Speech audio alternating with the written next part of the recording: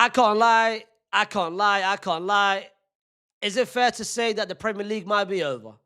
And I know what you are probably thinking right now. Faisal, what are you doing? Faisal, why are you reactionary? Faisal, we haven't even reached November. Faisal, it's only been 9 games. Faisal, why are you doing this? Faisal, why are you saying this?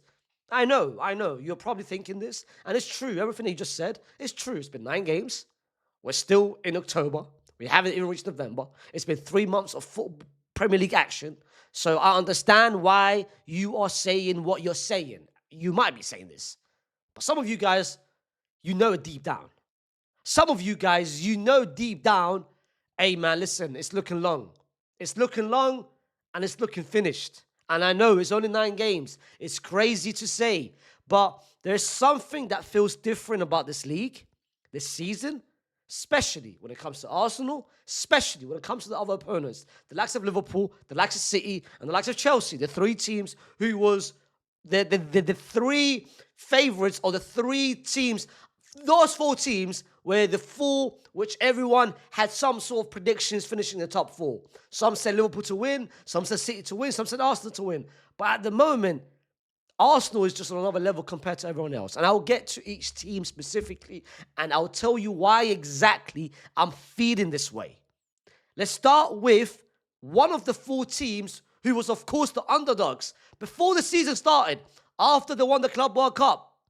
Don't tell me no one said that. Don't tell me I'm hearing voices in my head and no one said that Chelsea might have a late run, especially with the schedule which they had start of the season. Everyone thought that. Don't tell me I'm being crazy. Chelsea start of the season with the schedule which they had, 9 games into the season, everyone had them winning most of those games. So the fact they only won 4 out of 9 is, of course, not good enough. It's unacceptable. And understand, the transfer window towards the end of the season didn't work to perfection. Enzo Maresca was hoping for a centre-back, never got a centre-back. And the injuries of Colwill, who's a massive part of the Chelsea back line, especially when they have the ball, when it comes to ball playing. And of course, the best player has been out in Cole Palmer for the past couple of weeks, and he's going to continue to be out for the next 4 to 5 weeks. He's going to be back in December. So Chelsea was part of that run, but it's looking long now. Now the question, forget even competing or rivaling Arsenal for the league. At this point, top 4 needs to be a guaranteed. Because what you did last season, and after what you did the Club World Cup, and all the money you spent, top 4 needs to be the minimum.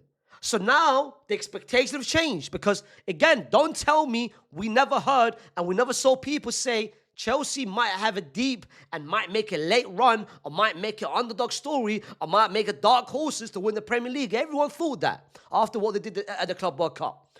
Then we've got Man City. So Chelsea 8 points behind Arsenal at the moment. The second team is, of course, Liverpool, who are 7 points behind Arsenal.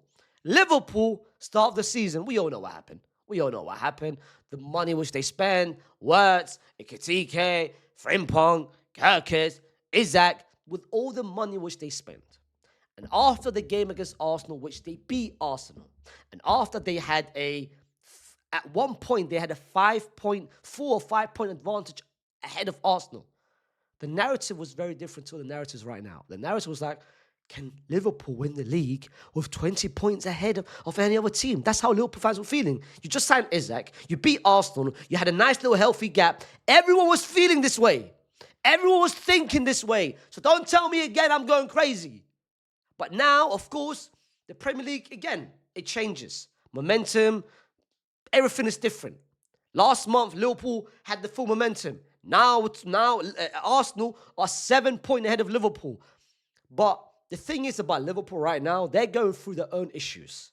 Forget, as I said, with Chelsea, they've got their own issues. Forget rival and Arsenal. Liverpool have got their own issues. How do we figure out this system? Is Arsenal the manager to make this team work out and take this team forward? Is Salah going to be in the team? Should he be dropped, or should he be into starting 11. What's happening with Isaac? What is this match fitness, lack of match fitness? Is he injured? When is he back? But if he is back, is he playing? Is he playing over Ikitike or is he playing next to Ikitike? What's happened to Florian Wirtz? How are we trying to make a system, figure out a system where to put him? What about the midfield? Because Alexis hasn't been great and Gravenberch hasn't been great. About all the wing backs, because Kirkus has been so bad, and Robertson, are we trying to introduce Robertson back to the starting 11? And the right hand side, Conor Brad has not been good, and Frenberg hasn't been good, and Alisson's injured. So Liverpool, they've got their own issues to pretty much deal with. And forget rival and Arsenal. So every team, I'm telling you right now, they've got their own personal and own specific issues and own personal issues. Then we've got Man City. And Man City are 6 points behind Arsenal. But at the start of the season, not everyone had Man City winning after what they did last season. But after the first game against Wolves, everyone's saying Man City are back. Man City's back. Pep is back. He bought Ryan Cherky. He bought Reichenders. He bought Donnarumma. They're about to do something. And after losing against Spurs and Brighton, everyone said, you know what, the City team is done. Pep is finished. But after they made that nice little 7 games, I was hearing City fans say, listen, don't forget about us. Don't forget about us. Yes, Liverpool, they might be going down, but listen, we are still going to compete with Arsenal. But they just lost against Aston Villa 1-0. And they didn't look good enough. And with Man City, if it's not Haaland scoring goals, then I don't see anyone else scoring goals. And that is the problem with City at the moment. City, they've got a problem of their own. Who can score goals beside Erling Haaland? And why is Pep making the changes out of nowhere that makes no sense? Why is Docky not playing after the form that he's at this season against Aston Villa?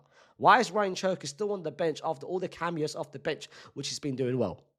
Why is Nico Gonzalez not playing as a 6 and a defensive midfielder? You put Raikkonen in that position, who's not good enough. Why is Nico O'Reilly being dropped as a left back when he's been very good and Guardiola has been playing in that position where last season he didn't do that well? So again, Pep, they've got his own issues. And City, at the moment, they've got goal scoring issues. Defensively, they've been great. They've won games 2-0, 1-0, 2-0, Everton, Villarreal, and X, Y, and Z. But Brentford, of course, 1-0. But they've got a goal scoring option. Like, who can score goals outside of Erling Haaland? Because at this point, when you look at City, if Haaland's not scoring goals, you don't look at anyone else. And you say to yourself, you know what, I think this guy. No one can guarantee you goals. So they've got their own issues. And then you've got Arsenal, who teams are heading into the game. Forget having the fear factor. Like, teams have got the fear factor now about Arsenal. And the fear factor is very simple. Forget about wanting, how do we beat this Arsenal team? It's not even that now. How do we score against this Arsenal team? It's not even that now. How do we get a shot on target against this Arsenal team? Like, Arsenal looks so complete in every department of the game. Whether that's defensively, whether that's going forward, whether that's the midfield, whether that's the set pieces, they look so good. Whether that's the depth now, which they have. The last couple of years, that was the issue with Arsenal. But Arsenal has rectified every single bit of any problems, slight concerns which they had in the previous. They've learned from their experience. The first part, it was the lack of player experience. The players have not grown and matured. Then they're like, we don't have X factors. They've got X factors now. Then it was the depth. Now they've got depth, brother. You look at this Arsenal team and you look around and you feel like they can hurt you in different ways. Set pieces, they are the best set piece team I've ever seen. Defensively, you've got people saying they might beat Chelsea's defensive record, which was a record that no one thought you could even break. You can't even score against them, let alone trying to win against them. So when you look at Arsenal, they look so complete. And again, you might say, we've been in this position before. Arsenal has had a lead before, but it looks different. 3 years ago, when they had that nice little healthy lead above City and they bottled it, you felt to yourself, okay, experience. Arteta's new, the players are still young, lack of experience. 3 years later, they've now got a healthy lead. I'm not looking, with all due respect. Bournemouth, I predicted Bournemouth to finish top 4. Everyone had me laughing. Everyone said, they laughed at me. But who's laughing now? Who's laughing now? Of course, Spurs and Sunderland and United with Ruben, big up all of those teams. But let's be real, 3 months from now, 4 months from now, 5 months from now, we're not going to look at those teams up there. It's going to be Liverpool, it's going to be City. once and if they figure this out. Because if they don't, then Arsenal are going to steamroll with this league easily.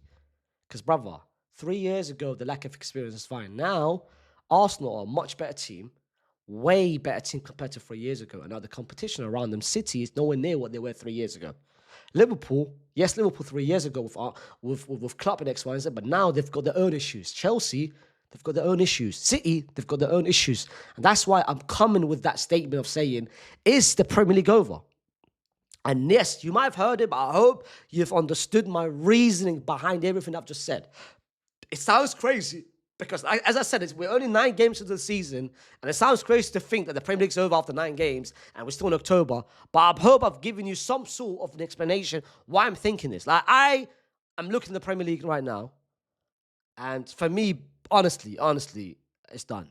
Like, it's Arsenal to lose now. And if Arsenal actually, in the way they are, and the way the competition are, if they somehow bottle this, if they somehow let it slip, if they somehow let it just fade away from them, then yo, bro, like, there's so many uncomfortable conversations about the manager, about the players, and X, Y, and Z. But I'm so sure the way things are going and the way Arsenal are at the moment, where you look at them and every game Arsenal are playing, you are literally guaranteeing a 1-0, a 2-0, a 3-0 win, but with a clean sheet.